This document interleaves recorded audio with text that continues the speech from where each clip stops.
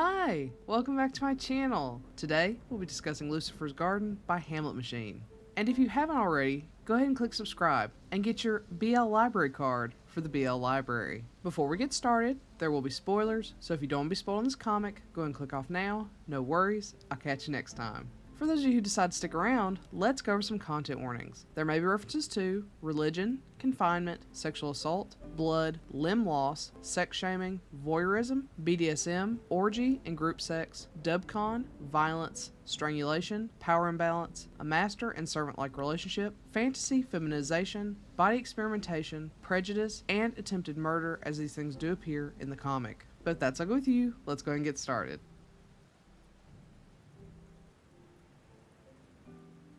Eliza is an angel, but though he is an angel, he can't help being drawn to the forbidden, specifically sex. He finds himself being drawn to the nude and lustful, which his fellow angel Gabriel chastises him for, trying to keep him in line. While out with his fellow angels, Eliza sees an apple, a vibrant red fruit. He's drawn to the produce, but when he reaches for it, he's captured and his wings are clipped by devils from hell. He is then confined in a cage and chained, taken to a festival of physical pleasures, and presented as a gift to Moloch. Moloch is initially disinterested until he sees that Eliza is an angel. Moloch fully intends to educate the broken angel on the pleasures of the flesh, sating his desires. And though Eliza has fought against these lustful wants, now that he's in hell, how could he possibly ignore the temptation?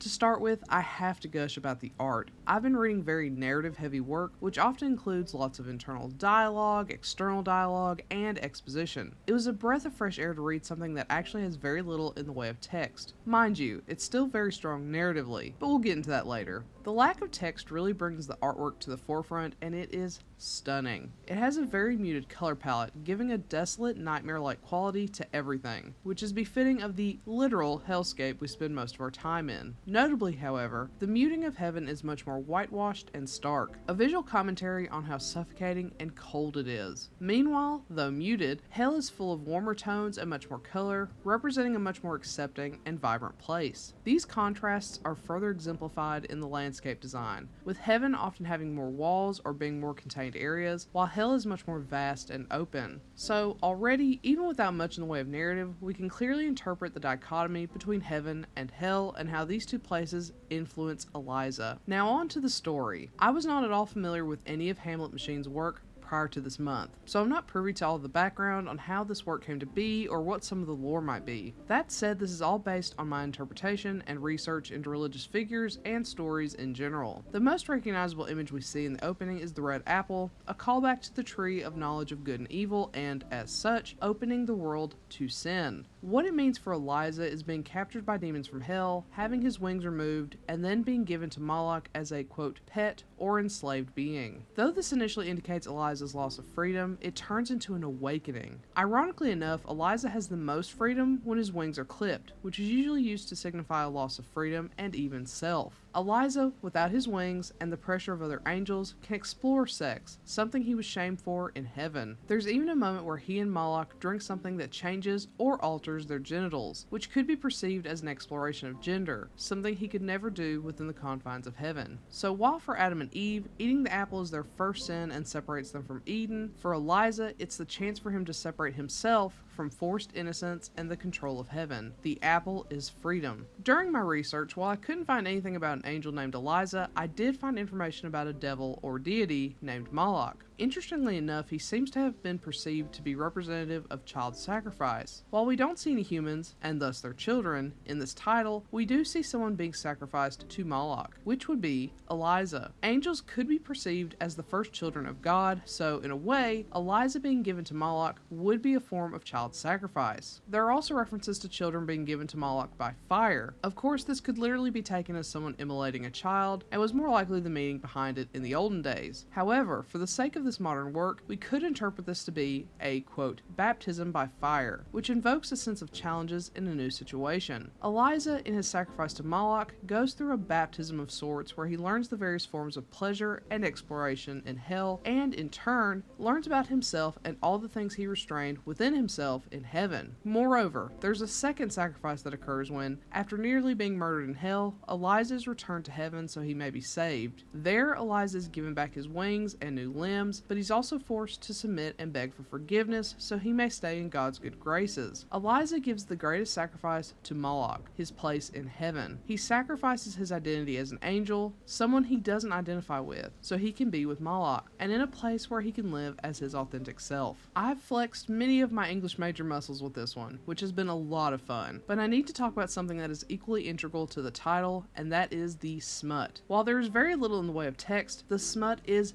bountiful, and we see all manner of BDSM and kink represented. I'd say the sex is the vehicle for the overall theme of the work, but man, is it one sexy ride. If you look for lots of smut in your reads, this will sate you, no doubt. We get some hetero, sapphic, and of course, rep, and I love all of it. Sex and romance are essential elements in the story, but the recognition and growth of one's identity are key.